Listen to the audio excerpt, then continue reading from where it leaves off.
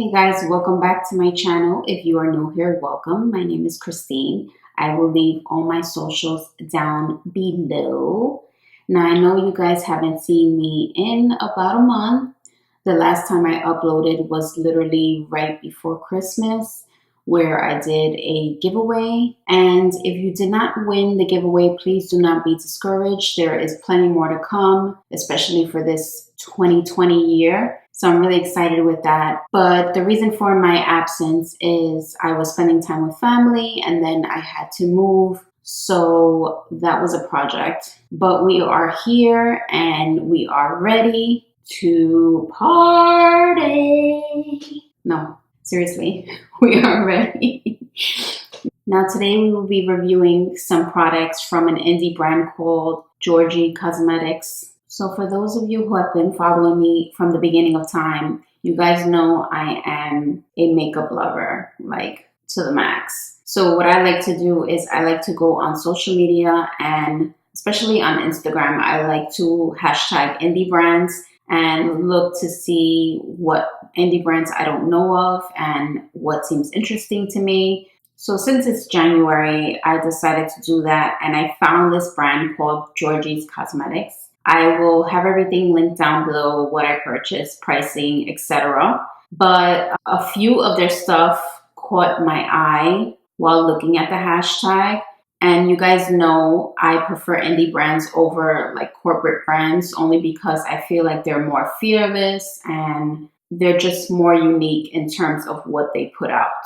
So I purchased a total of 4 items on the website. That was 2 palettes, one what they consider a beauty blender, and one of the little, and I know you guys have seen them on social media, it's like a little washing machine kind of thing, and it's supposed to wash your beauty blenders. That hasn't come in yet, but the other 3 items have.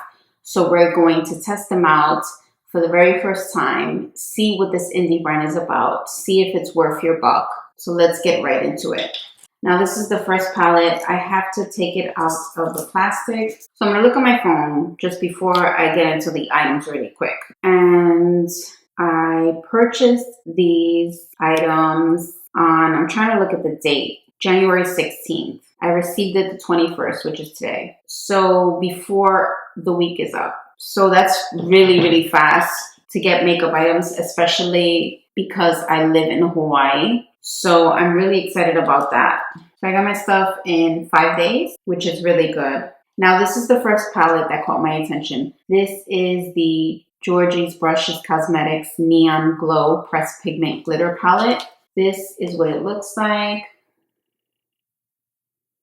So it's like very holographic, and it's one of those slide unicorns. Now the reason why this palette caught my eye is because I noticed they put it like under a blacklight and it showed up like neon. So we're gonna test that out too today. But this is what the actual palette looks like in the inside.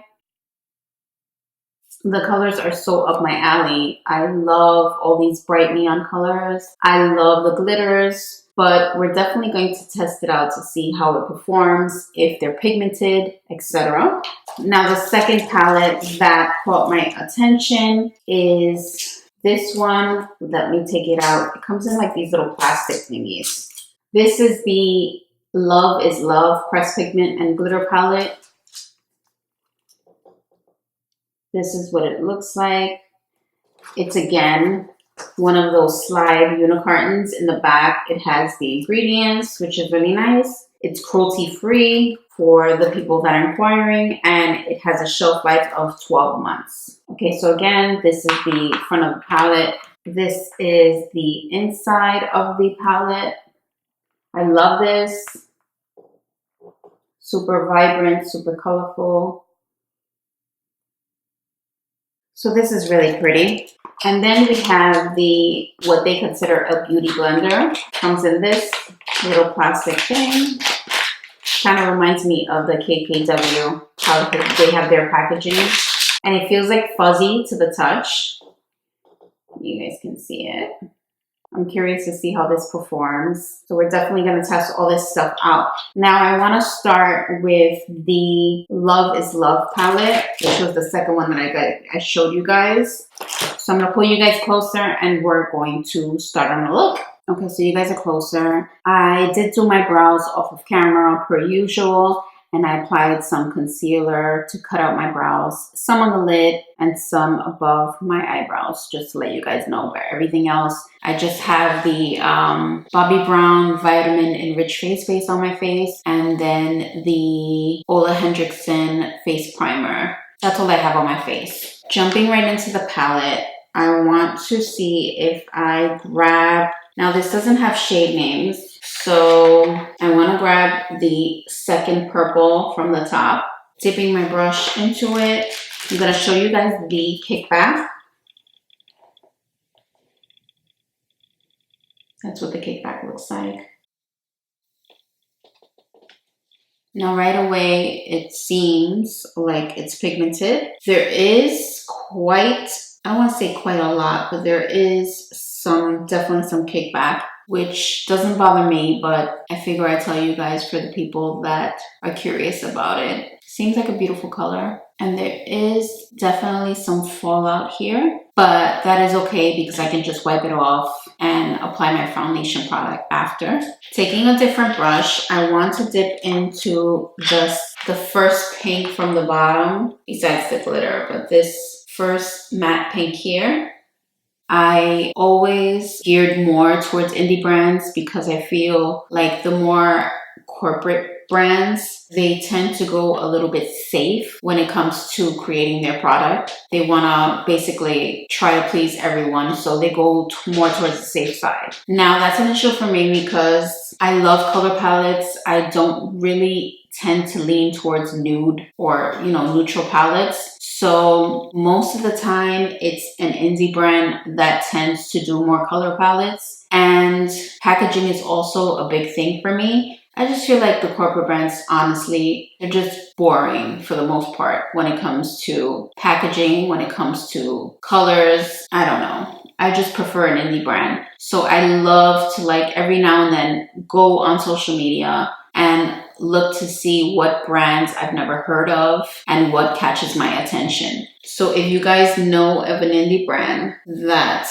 is more up my alley when it comes to colors and being different, then please let me know down below and maybe I'll review it. So as you guys can see, there is quite a bit of fallout.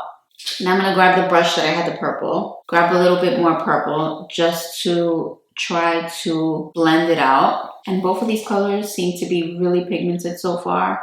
I'm not having any issues with blendability. They're blending out really nicely, actually. Next, I want to try to dip into yellow. So it's the first yellow here in the bottom.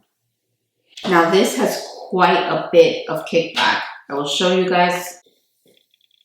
You guys can see it. And this yellow seems kind of muted. It's not as vibrant as I thought it would be. And it's a little on the dusty side. So that's the yellow. I'm going to go back with that pink and just fuse it with the yellow. The yellow so far is not my favorite. So this is what we have so far. What I want to do is I want to cut my crease and then I will be right back.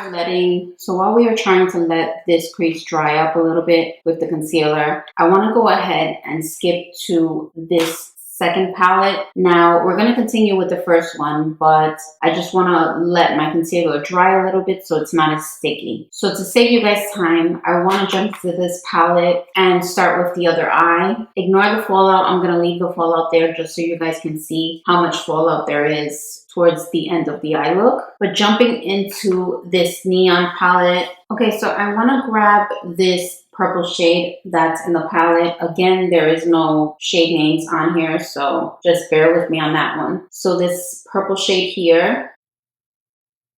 Now I actually have a little Blacklight that we're going to test it out to see if it actually works, if the eyeshadows actually show up under the Blacklight. So that'll be cool. So this is the purple so far. It kind of, if you mess with it too much, like if you sweep it away too much with your brush, it kind of gets light in pigment. So you have to lightly apply the eyeshadow. So that's the color we have so far. I want to jump into that neon green. So this one here. Now, I didn't show you guys the kickback, but this is what the purple kickback looks like. And that's what the green looks like. There's definitely more fallout than other eyeshadows that I have tried recently. So just keep that in mind. Now dipping into that neon green. I'm assuming because these are neon pigments, you have to kind of finesse with them a little bit more. So I'm trying to use patting motions more as opposed to swiping. I'm applying more layers to see if it helps. Now I'm going to go back in with that purple and just make sure that doesn't lose its pigmentation. Okay, I want to dip into that neon yellow, which is this top one here. Now this one's actually more vibrant than the first palette we tried. This yellow is a little more muted as opposed to this one. This one's a little bit more vibrant, so that's nice. So this is what we have so far. What I'm going to do is I'm going to cut this crease and then we're going to start working on the first palette to finish up this eye look. Okay, now jumping back into the Love is Love palette to finish this eye look. I want to try this orange shimmer here. Dipping into this red here. I'm curious to see how the glitters perform. So I want to dip into this blue. So this blue glitter here. And with glitters, you definitely want to use tapping motions. Now it is crumbling a bit and falling down on my cheeks and on the desk here. So with this glitter, of course, you have to be extremely careful. So I would say pat and use very minimal swiping motion. It's not bad for a glitter. It's actually staying on pretty well. Now, I know we're going back and forth, but hopefully you guys are keeping up with me. So we're going to go back to this side, the Neon Glow palette. I want to dip into that neon light orange there on the top. Dipping into that darker neon orange, which is this one here. And finally, I want to try a glitter here as well. So I want to try this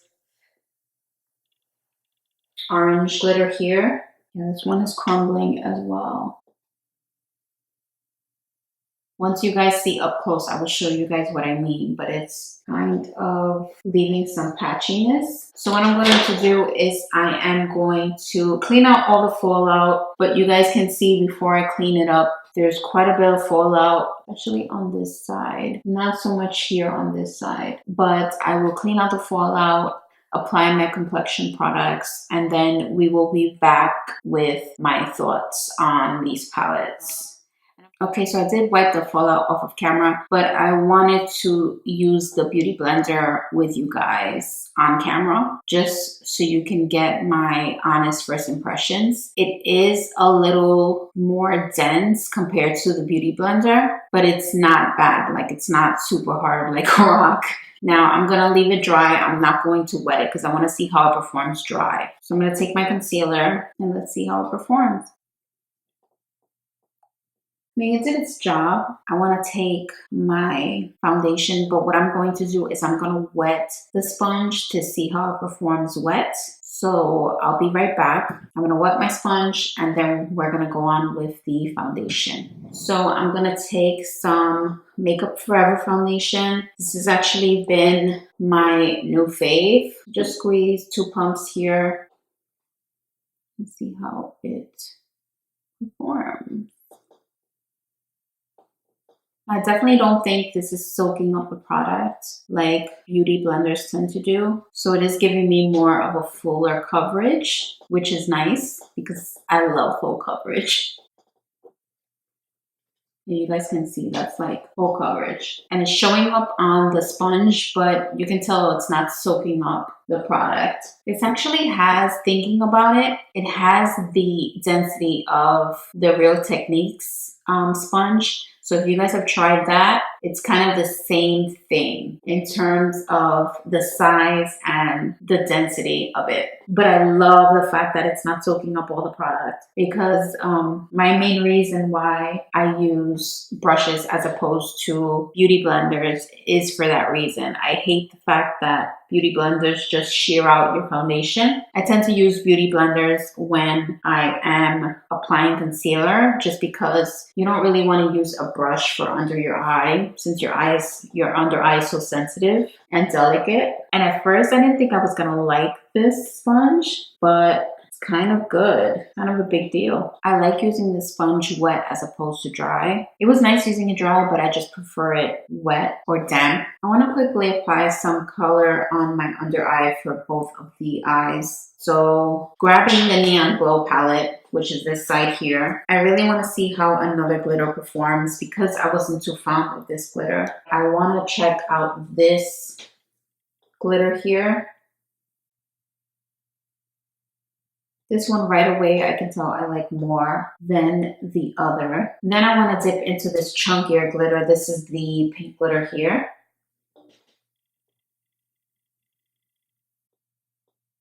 Now, switching back to the other palette, the Love is Love palette, which is for this side. I want to really try this green to see how it performs. Where is it? This one here. Not a bad green. Okay, so I want to give you guys a close-up and then we will talk about what I think. So this is the close-up of the eye looks.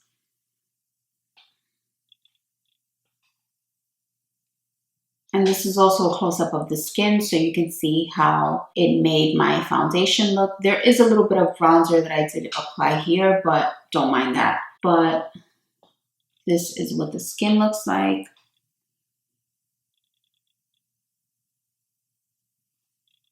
Their sponge, I love. I love the fact that it has made my foundation look full coverage and it didn't soak up the product. So this is a big plus for me. The Love is Love palette, it's pretty pigmented. There was some colors that was a little more tamed, you might say, or a little bit less pigmentation. But overall, this is a really cute palette. Of course, I love the message, love is love. It's colorful, it's pretty. The packaging is like a cardboard, but I love the display in the front. I love the colors. Is it the most pigmented eyeshadow palette that I have? No. But is it the worst? Absolutely not. It's pretty good. Now the Neon Glow palette. I did mention that I had a Blacklight, which I do. Haha. So what I'm going to do is I'm going to turn off the lights and see if it works. That's cool. It actually does work. You guys can see.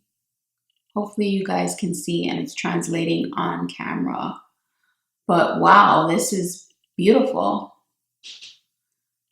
So if you're going to, let me turn on the light. So if you're going to a blacklight party or a rave, I don't know what you guys do on the weekends. This is really cute. I'm actually stunned at how bright it was on under the black light. So this actually is a big win. I mean, again, it's a little harder to blend, so you have to keep that in mind. And some of these chunky glitters, I'm gonna give you guys a close-up so you can see up close.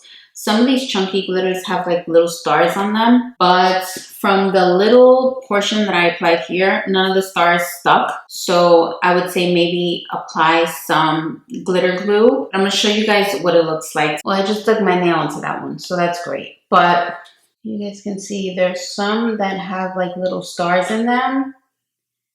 And none really stuck on from the glitter that I applied here. So I would just, again, recommend applying some glitter glue if you want those stars to stick on. So overall, this review wasn't bad. It wasn't the worst for sure. Of course, it's not like the most pigmented eyeshadows I have ever seen in my entire life. But is it the worst? Absolutely not. Again, I love the idea of supporting an indie brand. I also love their creativity for the most part.